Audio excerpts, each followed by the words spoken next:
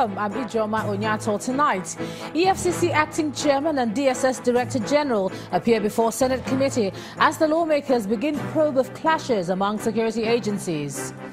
Governors approve the withdrawal of $1 billion from the excess crude account to fight insurgency. Court denies bail to alleged husband killer Mariam Sanda, adjourns case to February 2018. And at least 4 children killed and 24 other persons injured after a collision involving a train and a bus in southern France. On Business News tonight, latest survey by NOI poll shows 28% improvement in Nigeria's banking population. On sports news, Russian President Vladimir Putin insists his country has vast experience in holding major sporting events and will be ready for the 2018 FIFA World Cup. Minister of Justice and Attorney General of the Federation says inadequate funding of the 2017 budget limiting the operations of his ministry.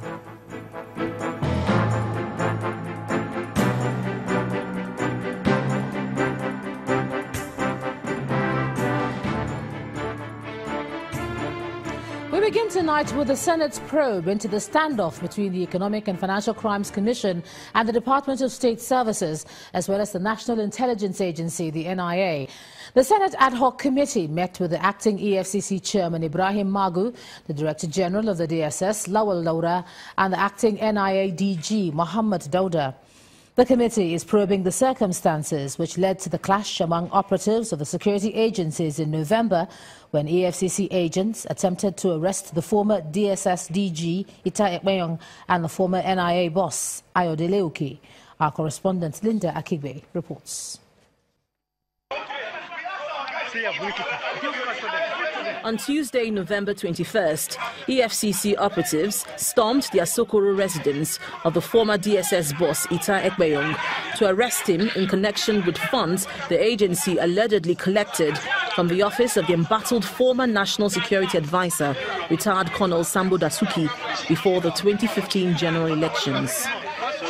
There was a hot exchange of words between operatives from the Department of State Services, DSS, and security officials from the Economic and Financial Crimes Commission, EFCC, as EFCC officials attempted to arrest Ita Ekpeyong and the former boss of the National Intelligence Agency, NIA, Ayodele Uki.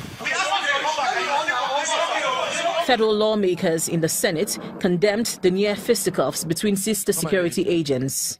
The Senate set up an ad hoc committee to unravel the cause of the clash.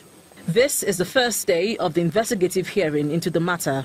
This Senate want to know the root causes of this disagreement because the altercation is a serious security breach that can lead to anarchy.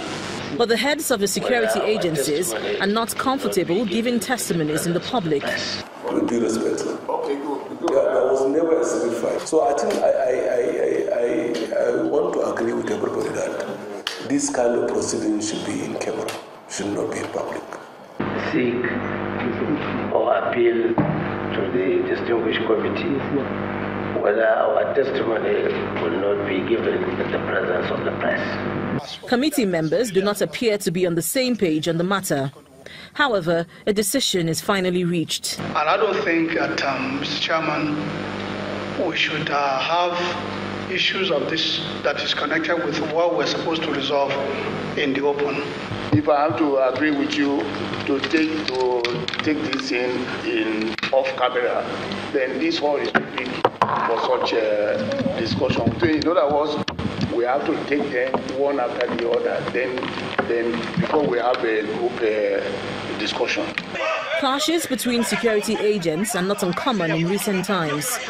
There have been reports of an intense rivalry between the heads of the EFCC and DSS.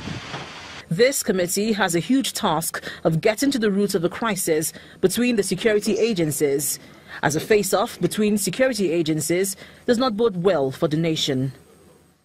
Linda Akibi, Channels Television News. The president is back in the country after attending the One Planet Summit in Paris, the capital of France. President Muhammadu Buhari was received by some state governors and members of his cabinet at the Nnamdi Azikiwe International Airport, Abuja. At the One Planet Summit, the President appealed to the international community to support Nigeria's commitment to reducing the negative effects of climate change. The President also told the gathering that his government is actively promoting technologies and practices for reducing greenhouse gas emissions, among others. Now, $1 billion, that's the amount governors have approved to be released from the nation's excess crude account to support the fight against insurgency in the northeast. Governor Godwin Obaseki of Edo State told State House correspondents after the National Economic Council meeting that the approved fund will be used to purchase equipment necessary to combat terrorism in the troubled region. The meeting was chaired by the Vice President, Professor Yemi Oshibajo. Our correspondent, Gloria Humezuoke, reports. This 83rd meeting of the National Economic Council, chaired by the Vice President, Professor Yemi Oshibajo, is the last for the year 2017. At a joint news conference by the governors of Edo and Gombe State, as well as the Minister of Water Resources, Governor Godwin Obaseki announced that the Nigerian Governors Forum is not only deeply concerned about the state of insecurity, but wants solution to the problem.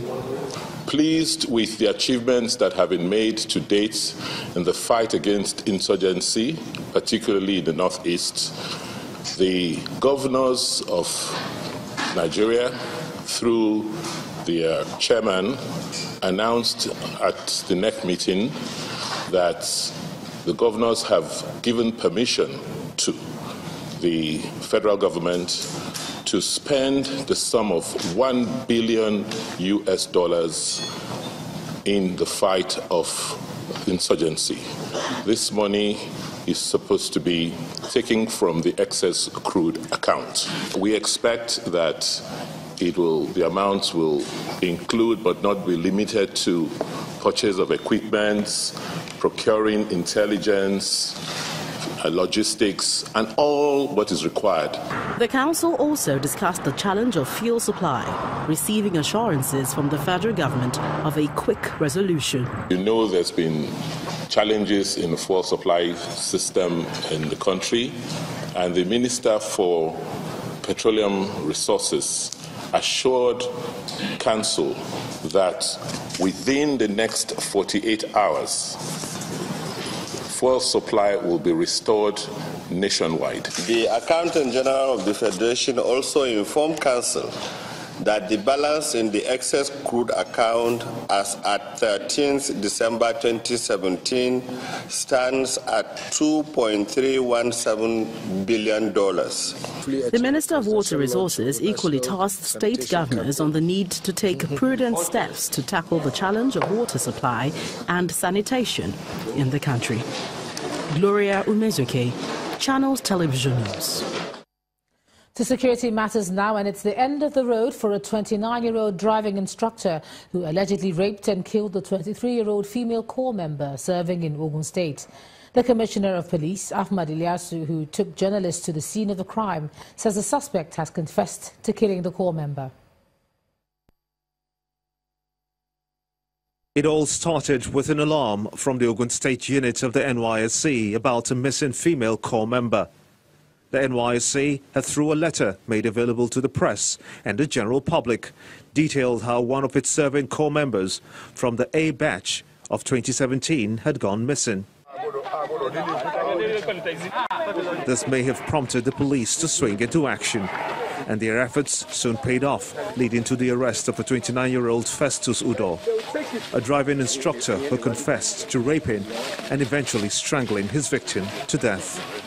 After I have sex with her, she now told me she will go and tell their family. So the clothes, when he wear the shirt, and I tear the cloth and I tie her neck.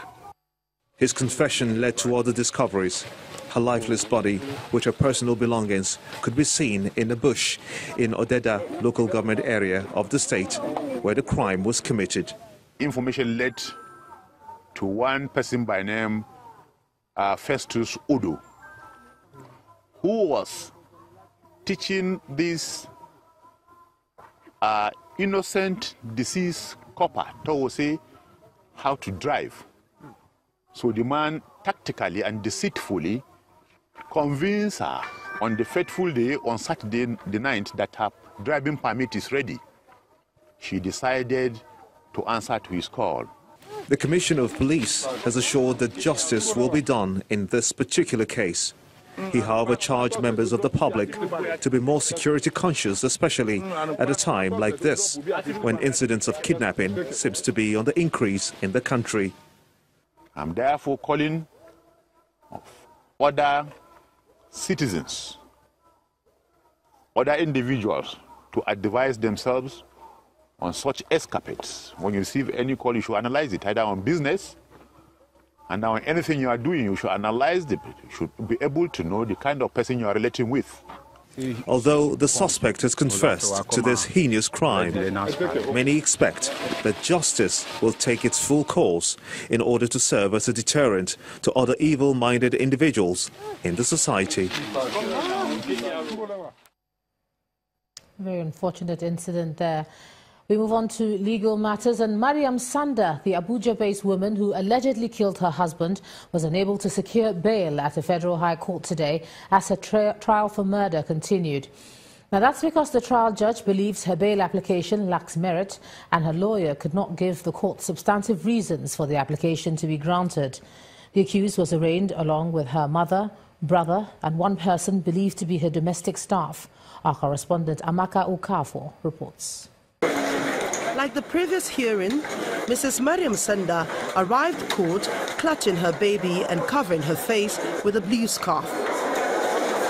At the resumed hearing, Mrs. Sanda was rearranged, this time alongside her mother, Mrs. Maimuna Sanda, her brother, Mr. Aliyu Sanda, and her maid, Ms. Safia Aminu.